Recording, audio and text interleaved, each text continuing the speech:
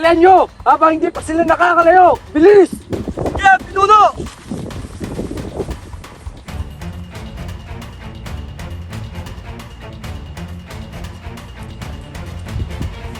Ay na sila! Dalian nyo!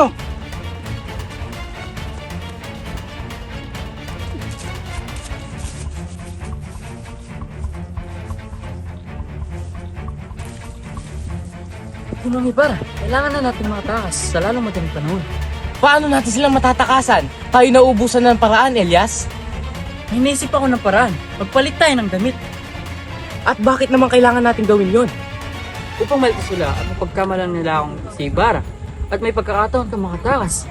Ngunit, paano naman na yung magiging lagay? Huwag kang mag-alala, Ginong Ibarra. Ang mahalaga makatakas ka sa nila. Halika't magpalit tayo ng damit.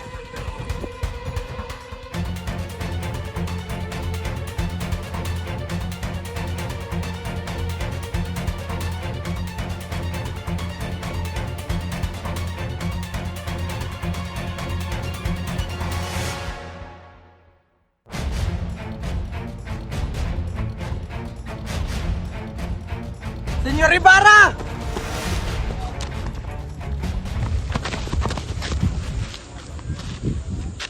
Saan kaya nagtungo sila, Senyor Ibarra?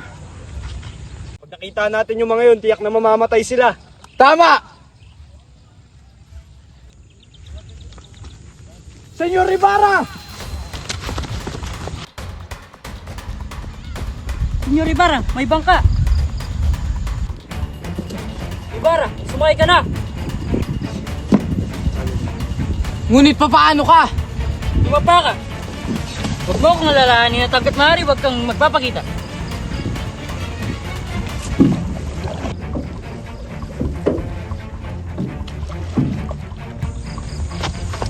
Napakaliit ng utak mo, Ibarra!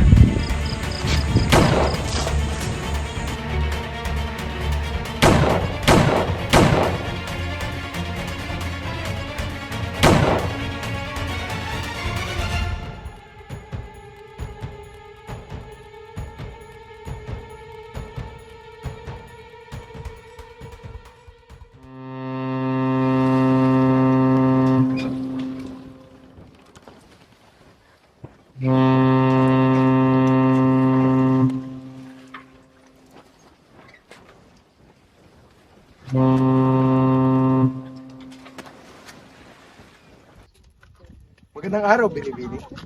Buenos dias, que todos ustedes. Hay nako, kung wala sanang mga nakaharang na mga Indio dito, o kaya naman ay mawala ng mga Indio dito sa mundo, baka mas luminis pa ang kapaligiran. Kapitan, bakit sa daong iyan dumarayo ang mga hangal na timonero? At bakit hindi bilisan ang pagtakbo ng Vapor Tabo?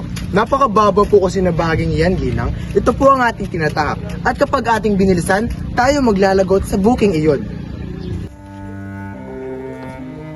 Napakadali lamang na solusyon ninyong hinahanap, kaya ako'y nagtataka bakit ni isa sa inyo ay walang naisip. Gumawa ng panibagong lagusan at isara ang ilog Pasig, nang sa ganon ay makatipid tayo sa lumpa. Mapapabilis pa ang ating paglalakbay at mababawasan ang pagtaas ng buhangin sa ilog. Paumanhin, Ginoong Simon. Ngunit sa manggagaling ng salapi para riyan. At bukod pa, maraming nayon ang nasira. Hindi magiging problema ang salapi doon, Kustudio. Hindi makakasapat ang mga bilanggo, Ginoo. Kung gayon, pilitin ang mga mamamayan na gumawa, mapabata o matanda. Ngunit, kaguluhan lamang ang idudulot niyan. Kaguluhan? Minsan ba'y nagalsa ang bayang Ehipto o mga bilanggong Hudyo sa banal na situs? Akala ko ba'y maalam ka sa kasaysayan doon, Kustudio? Paumanhin, ngunit ang iyong pagigitungo ay hindi Ehipto o Hudyo. Noon pa lamang, pinipilit na ang mga taga rito na maghakot ng malaking kahoy para sa daong, kundi lamang para sa pada. Wala tong Amerikano. Idyong Ingles.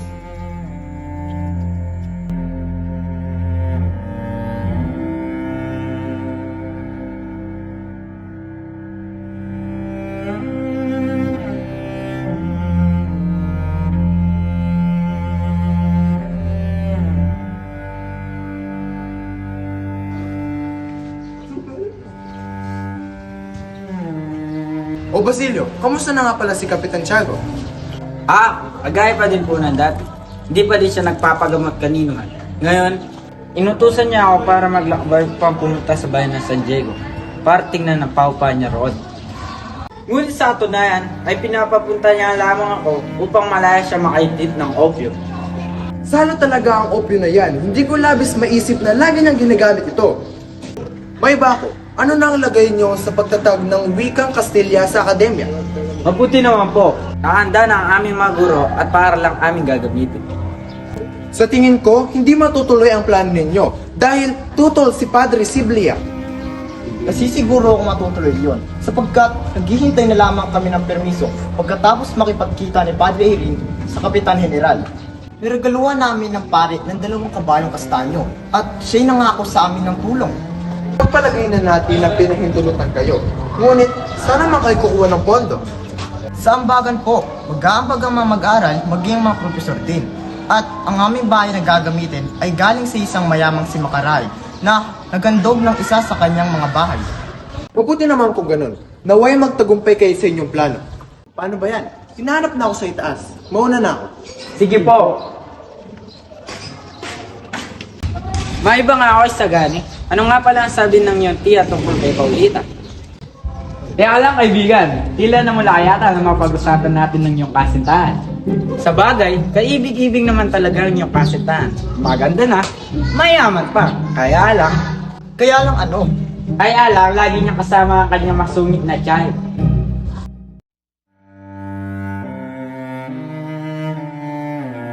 Magandang araw sa inyong lahat. Tila nagkakasiyahan yata kayo dito.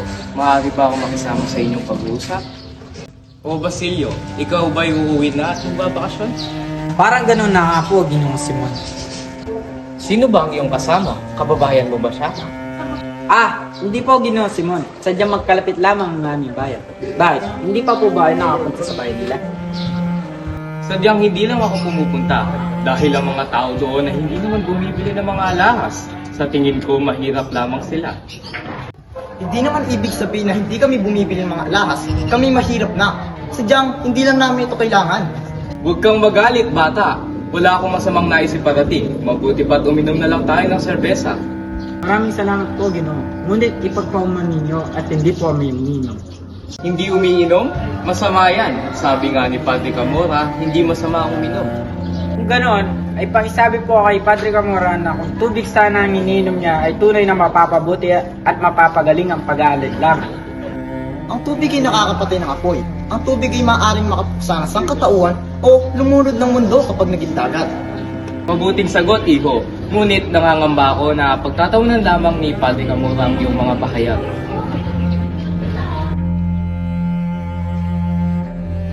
Napakatapang mo naman sumagot kay Don Simon sa galing. Ang tao ay nakakapangilabot. Halos kinakatakutan ko nga.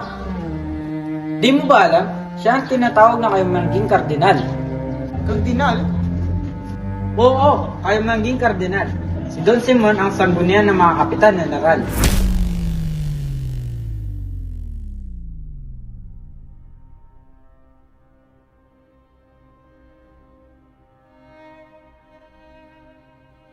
Don Simon, saan po ba kayo naroroon?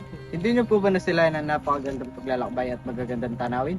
Hindi. Marami na akong nakita ng mga ilog at tanawin. Ngunit para sa akin, mas mahalaga pa rin ang mga kwentong bayan at mga alamat na kaugnay ng mga ito. Kung tungkol sa alamat ang inyong pag-usapan, may sariling alamat din ang Ilog Pasig. Bumanhin po, Kapitan. Ngunit alam niyo po ba kung saan bahagi ng lawa na matay nagkangalan ni Bara? Totoo ba yun? Marahil ay makikita tayong patunay sa pangyayari niyon. Kung gayon, anong nangyari sa kanyang bangkay? Ang kanyang labi ay sinama sa labi ng kanyang ama. Hindi ba't isa rin siyang filibustero?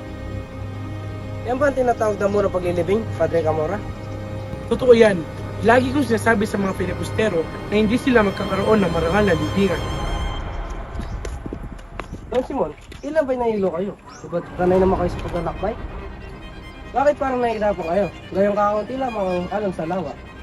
Dapat ninyong malaman na hindi basta-basta maaaring maginto ang paglalakbay nito dahil lang sa maliit na alon. Napakalawak ng bagay ito, higit pa sa Switzerland. Marami na akong nakitang mandaragat na hihilo rito.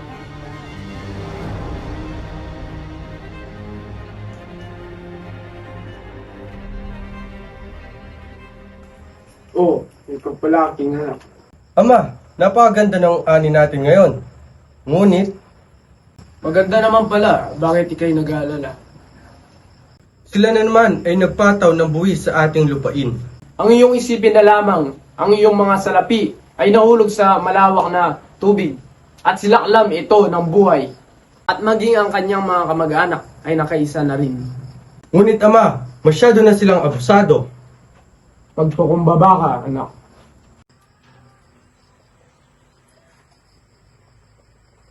Kinakailangan mo na magbayad ng buwis. At ito'y nagkakahalaga ng 200 piso. Ano? 200 piso? Tila ito'y napakataas na. Kung hindi ka makapagbayad ay mapipilitan na akong ibigay sa iba ang tungkulin sa paglilinang rito. Akin na lamang ipaglilinaw sa aking kasambahay. Gayunpaman at matagal na siya naninilbihan sa amin at tapat. Ngunit ako ang nagpakahirap magtanim dito. Inaalay ko ang aking pawis at dugo para lamang maiangat ang aking pamilya, kung kaya't kayo'y walang karapatan. Subalit, ang iyong lupang pinaglilingkuran ay hindi sa iyo. Ito'y sa korporasyon. Walang anumang kasulatan kayong may harap para patunayan na ito'y sa inyo. Iyan ang iyong inaakala, sapagkat meron. Hindi ako kailanman magbabayad ni kalahating katiting hanggat hindi ko ito nakikita. Barbaridad. Walang kahahantungan ng iyong pagpupumilit.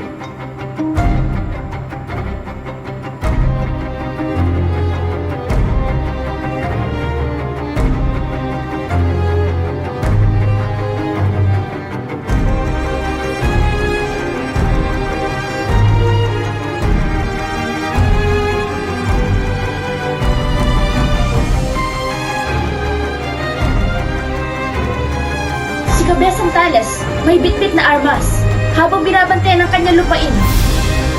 Kung ganon, pagbawal ang baril.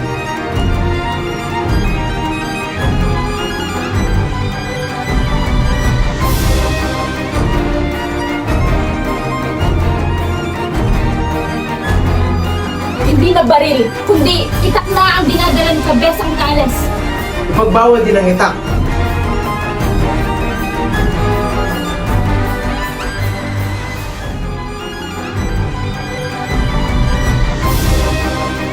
Mapagpumilit talagang telesborong yan. Hindi na itak, kundi kalkol lang. Kabesa Tales!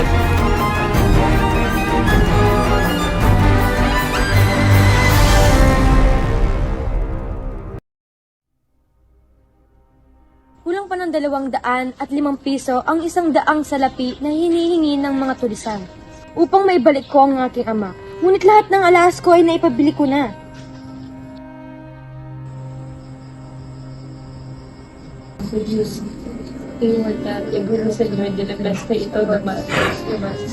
Lubos ang aking pagpapasalamat sa inyo dahil sa pagpaparam niyo sa akin ng alahas. Katumbas ang paninilbihan ko sa inyo. Santo Diyos, Santo Hay nako, hindi ko mabatid kung anong pagsasali tinuro sa'yo. Hindi ka marunong manalangin. Pumanhin po. Santo Diyos, Santo Puerto, Santo Immortal.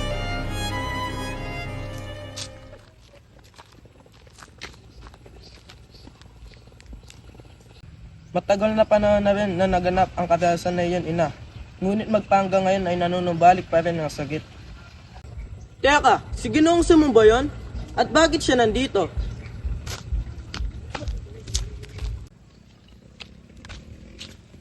Tama nga ang aking nakita. Ikaw nga, Ginoong Simon. Maaari ba kitang tulungan?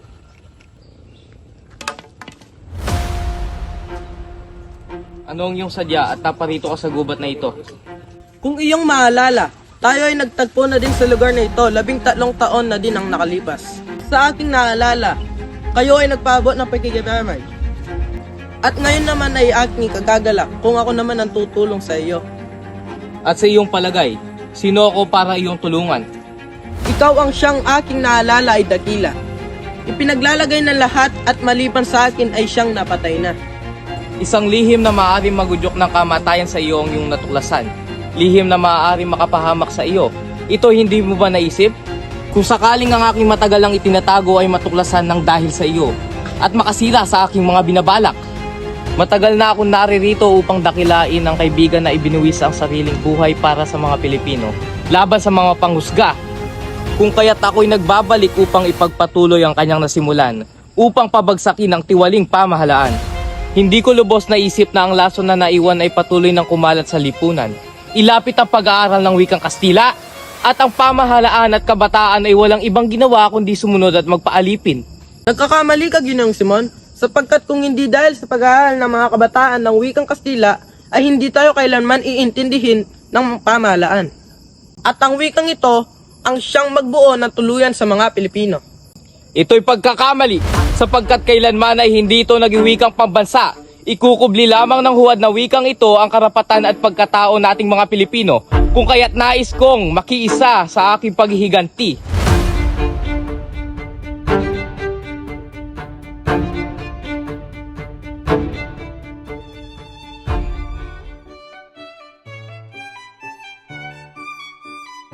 Nagkataon naman na mayroon akong special na kwintas dito at ito'y pagmamayari ni Cleopatra na nakuha sa piramida. At mayroon ding mga singsing na dati pagmamayari ng mga mambabatas sa Romano na siyang nakuha sa pagguho sa Cartago. Maaaring yaong ipinadala ni Hannibal pagkaraan ng digmaan sa kanya. May dala rin ako mga hikaw na dati pagmamayari ng mga babaeng taga-Roma na nakuha mula sa Tumbeya. Nais ko lamang itanong kung mayroon din kayong nasayang benedisyonan ng Papa, Ginoong Simon, at mga bagay na nagmula sa Roma at mga pangdebosyon. Gusto mo pagbibigay ng kasiguraduhang pagpapatawad, maging kahit hindi mauupisan? Magtigil ka nga, Sinang, at baka taasan pa ni Ginoong Simon ang halaga ng mga alahas. Narito naman ang mga hikaw na dama ni Maria Antoinette. Pagmasdan ninyo, isang piraso lamang ng asul na batong ito, parang walang buhay, napakataimtim. Malinis at tila mga bituin na nagmula sa kalangitan. Kapag ito inihandog sa tamang tao at pagkakataon, ang isang tao ay nakakasiguro sa pagkabihag ng kanyang katunggali. Ang isang ama ay tahanan na nagpupuri sa kapayapaan ng lahat. Sa isang maliit na bagay na ito, mapula, simpula ng dugo ng puso, at sa pagkauhaw sa paghihikani. Singkinang ng mga luha ng mga naulila, at sagipin ng buong pamilya sa miserabling hinaharap, upang maramdamang muli ang kapayapaan at mabalik ang ama sa kanyang tahanan. Ang ama sa kanyang mga anak, at sa kanyang kabiyak, at sa kanyang buong pamilya. Mayroon akong isang kahon, nakapareha ng isang manggagamot, at sa loob nito ay naglalaman ng buhay at kamatayan, ng lason at ng lunas. Ang kahon na maaaring magpaiyak sa mga mamamayang Pilipino.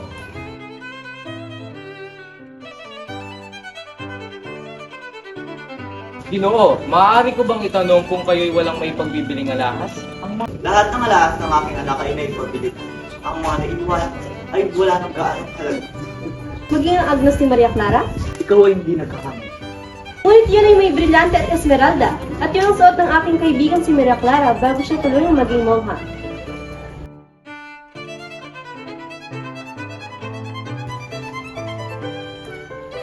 Aking nagustuhan ng disenyo. Kung iyong mararapatin, iyo bang ipagbibili ito ng 500 piso o ipagpapalit ito sa ibang hiyas?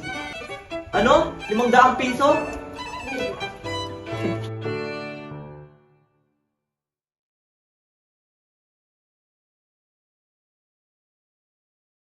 Mga kasama, kaunting panahon na lamang ay malapit na matupad ang akademyang ating inaasam. Tama, at wag muna tayo mawala ng pag-asa. Ngunit sa pagkataon ito, huwag muna tayo magdiwang sapagkat talus pa ang mga prailas sa ating ninanais na panukala at malaki ang kapit nila sa general. Ang nais mo bang sabihin ay wala sa ayos ang pag-isip ng general? Hindi ganyan ang nais kong sabihin. Ngayon, ipaliwanag mo nga sa akin kung anong basehan ng prailing iyang para hindi pa hintulutan ang pagkakaroon ng akademya. Ngayon, kapansin-pansin naman ang pagtuturo ng Kastila ay paki-pakinabang. Maaari ka nilang pinangabahan ng maunawaan ito ng mga mag-aaral. Isa na rito ang karangalan ng bayan ng universidad. Pahintulutang maganap ang panganib ng karalangan nito. Para saan bang universidad? Institusyon pa ba ito, pawang kamangmangan? Kung ninanais ng general, haring ikatututo ngunit ipinagkait ang ngayon. Mga Ginoo, hindi basta mawawalan sa isay ang iyong pagsisikap, sapagkat naisakatuparan niyo ang hindi nagagawa ng iba. Naaalis niyo ang kanilang maskara. Talagang napakahusay, Sandoval. Masasabi ko iyan kung ako'y Kastila, subalit hindi.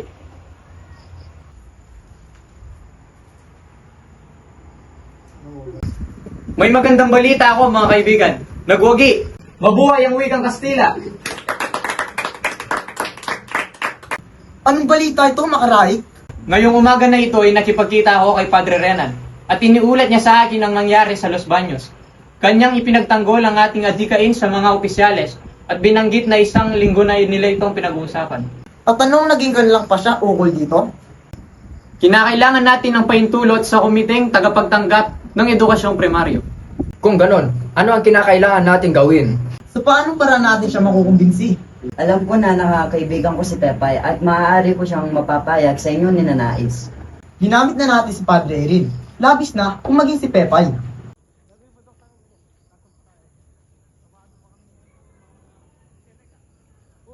Maganda ang kalakalan sa Hong Kong.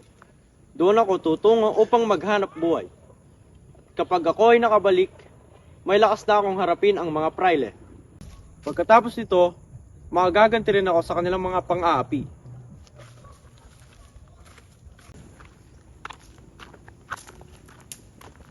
Ginoong Simon, maaari ba kita makausap? Kailangan ko ng iyong tulong. Placido, ano ang bumabagabag sa iyo? Hindi ko na kayang tiisin ang pangalipusta ng mga praile. Nais ko magtungo sa Hong Kong. Pagpalakas at balang araw ay makalaban sila. Kung paghihiganti ang iyong hangad, sumama ka sa akin.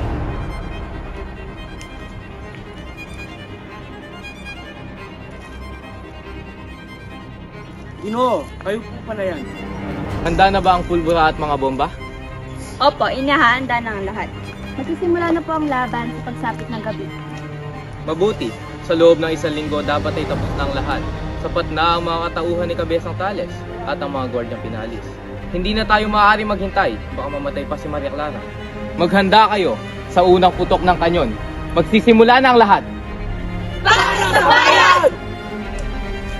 Placido, nakikita mo ba ang paghihirap ng bayan? Ang bawat sa kanila ay biktima ng kasakiman ng pamahalaan. Ito ba'y pag-iimagsik? Kung nais mong maghiganti, sumama ka sa amin. Malapit na. Ilang araw na lamang at magliliyab ang lungsod na ito, na puno ng pagmamataas at pang-aapi. Ito ang aking paghiganti. Marami ang napupuot sa akin, ngunit hindi na ako maaaring umatas. Kung ako man ay nagkasala, ginawa ko ito alang-alang sa wakas na magpapalaya sa bayan.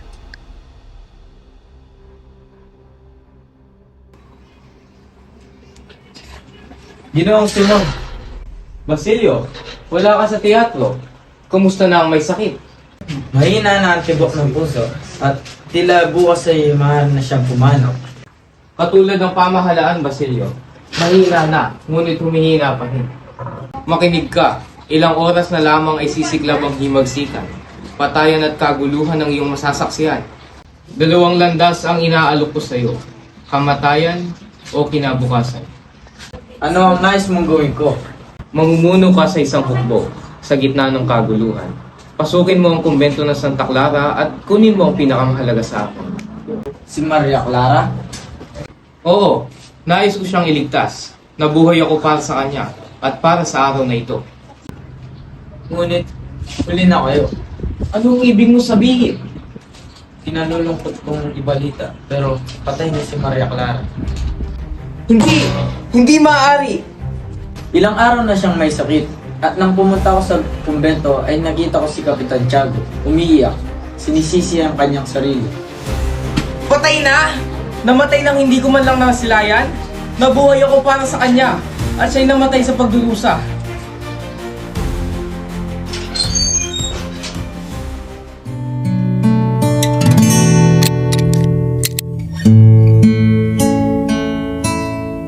Ikaw at ako pinagtagpo, nag-usap ang ating puso, nagkasundong magsama habang buhay.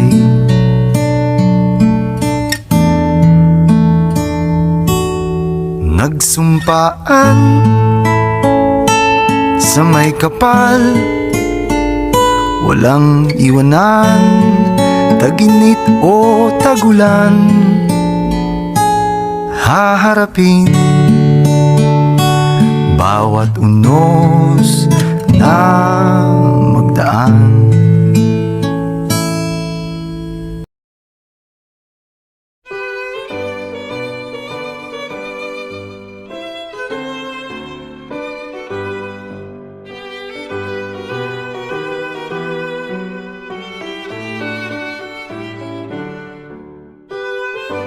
Magandang umaga sa inyong lahat. Ikinagagalak ko na naririto kayo. Narito ang aking anak na si Juanito at Paulita Gomez. Mga panauhin, batiin ang bagong kasal!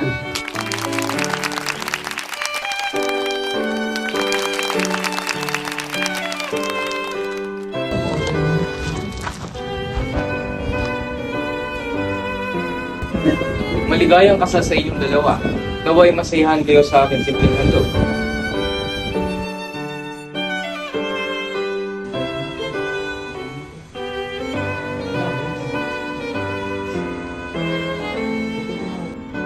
Teka, tila mali ito. Madaming tao, maraming mamamatay. Kailangan ko silang iligtas.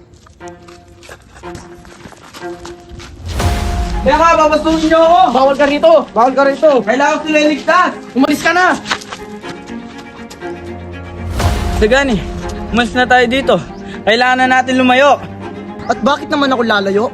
Bukas ay hindi na siya ang dati. Ibig mo ba mamatay? Ang bahay na iyon ay may mina at maaari ito sumabog. Isagani, lahat ng tao doon ay mamamatay. Saan ka pupunta, Ginoong Simon? Meron pa akong gagawin. Mauuna na ako.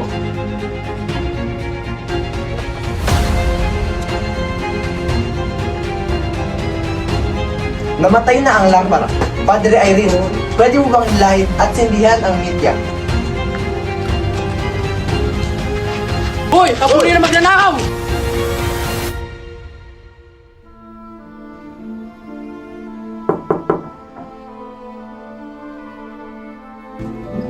Padre, Oh, napano ka? Tara, magpahinga ka muna.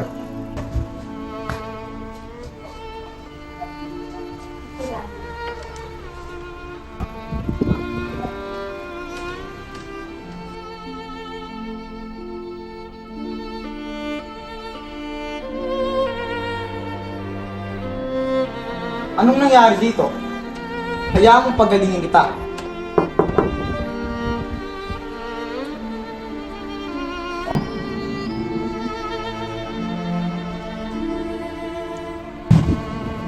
Mukhang sa'yo ito, Tiburcio. Mukhang hinahanap na ako ng Victorina. Mauuna na ako.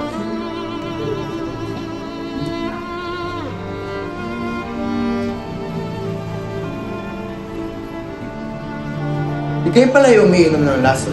Ngunit, bakit mo tiniis ang dulot ito na sakit? Hayaan at ihahanap kita ng lunas.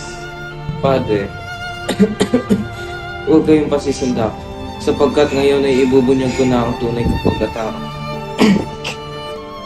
Ako po, si Crisostomo Ibarra. Padre, bakit hindi ako tinulungan ng Diyos sa aking layunin? Sapagkat mali ang iyong pamamaraan. Inaamin ko, nagkamali ako. Ngunit, anong klaseng Diyos po ba ang nagbibigay ng ganitong pagpapasakit? Ito ang Diyos na makatarungan at pumaparusa sa mga kasalanan ng tao. Gumagawa tayo ng mabuti at marangal hanggang mamatay tayo dahil sa karangalan.